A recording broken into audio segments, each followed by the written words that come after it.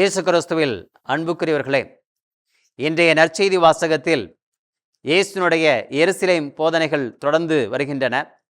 இதில் குருக்கள், பரிசேயர், சதுசேயர் தொடர்ந்து மறைநூல் அறிஞர் ஒருவர் இயேசுவை கேள்வி கேட்கின்றார். இருக்கக்கூடிய கட்டளைகளில் முதன்மையான கட்டளை எது என்ற கேள்வி என்பது இங்கு எழுப்பப்படுகின்றது. பழைய ஏற்பாட்டில் மொத்தம் 613 கட்டளைகள் கொடுக்கப்படுகின்றன.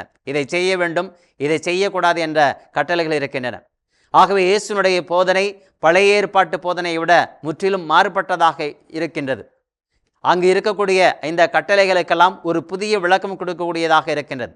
ஆகவே இந்த சூழலில் இயேசுவை சிக்க வைக்க வேண்டும், இயேசுவினுடைய இந்த அதிகாரத்தை கேள்விக்குட்படுத்த வேண்டும் என்ற அடிப்படையில் இங்கு கேள்வி என்பது கேட்கப்படுகின்றது. லூக்கா நற்செய்தியாளர் இங்கு இருக்கக்கூடிய மறைநூல் அறிஞரை ஒரு நல்ல மனிதராக காண்பிக்கின்றார். இருப்பினும் இங்கு இயேசு சொல்லக்கூடிய அனைத்து கட்டளைகளிலும் முதன்மையான கட்டளையாக இங்கு சொல்கின்ற போது இந்த இணைச்சட்ட நூலில் சொல்லக்கூடிய இந்த கட்டளையை தான் சொல்கின்றார். நீங்கள் முழு உள்ளத்தோடும் முழு ஆற்றலோடும் முழு ஆன்மாவோடும் கடவுளை அன்பு செய்ய வேண்டும் என்பது முதன்மையான கட்டளை. அவர் கேட்ட கட்டளை என்பது ஒன்று. ஆனால் இயேசு இங்கு இன்னொரு கட்டளையை இணைத்து கூறுகின்றார். அதாவது லேவிய நூலில் 19ஆம் அதிகாரம் 18வது வசனத்தில் சொல்லப்பட்டிருக்கின்ற தன்னை அன்பு செய்வது போல் தன் அயலாரையும் அன்பு செய்ய வேண்டும் என்ற இரண்டாவது கட்டளையும் இணைக்கிறார். இஸ்ரேல் மக்களை பொறுத்தளவில், குறிப்பாக யூதர்களை பொறுத்தளவில் பக்தி என்பது எதுவாக இருந்தது? ஷெமா இஸ்ரேல், அதாவது இறைவனுக்கு செவிமடு. இந்த இறைவனுக்கு செவிமடுத்தல் என்பது எது? இறை அன்பை மையப்படுத்தியதாக அவருடைய வாழ்க்கை என்பது இருந்தது. ஆகவே இந்த இறை அன்பு தான் உண்மையான பக்தி. இந்த இறை அன்பில் வளர்கின்றது தான் உண்மையான விடுதலை வாழ்வுக்கு அடிப்படை. இந்த இறை அன்பு மட்டும்தான் நமக்கு வாழ்வின் மையம் என்பது இங்கு அவருடைய புரிதலில் இருந்தது. ஆனால் இந்த யூதருடைய புரிதலை மாற்றி இறை அன்பு என்பது பிறர் அன்பில் இல்லாமல் முழுமை பெற முடியாது. ஆகவே இயேசு கொண்டு வந்திருக்கின்ற இந்த இறையாட்சி என்பது இறை அன்பில் மட்டும் கட்டி எழுப்பப்படவில்லை.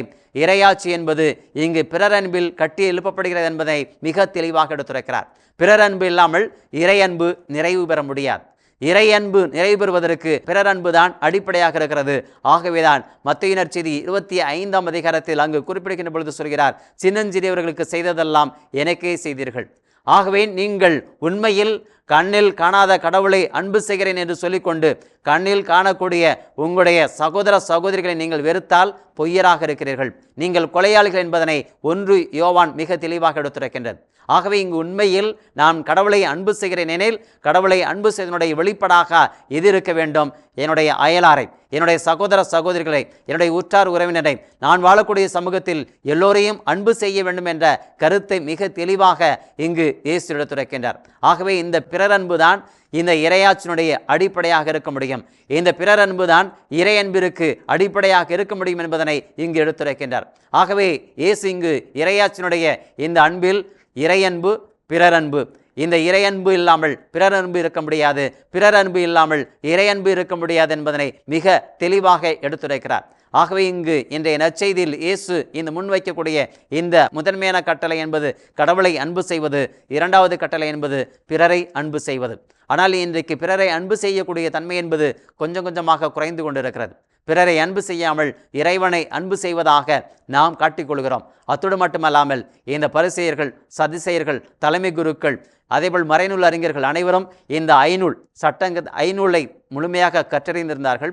ஐநூல் சட்டங்களை மிக தெளிவாக கற்றறிந்திருந்தார்கள். அந்த சட்டங்களை கடைபிடிப்பதில் நுணுக்கமாக கடைபிடிப்பதில் இருந்தார்கள். ஆனால் அங்கு இருக்கக்கூடிய மக்களுடைய தேவைகளை புரிந்து கொண்டு மக்களை அன்பு செய்வதில் அவர்கள் தவறிழைத்தார்கள்.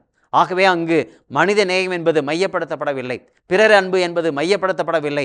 மாறாக சட்டம் என்பது மையப்படுத்தப்பட்டதால் அங்கு அடிமைத்தனங்களும் அதேபோல் கட்டுப்பாடுகளும் அடுத்தவர்களை ஒடுக்கக்கூடிய அந்த ஒடுக்குமுறைகளும் அதிகமாக இருந்தன.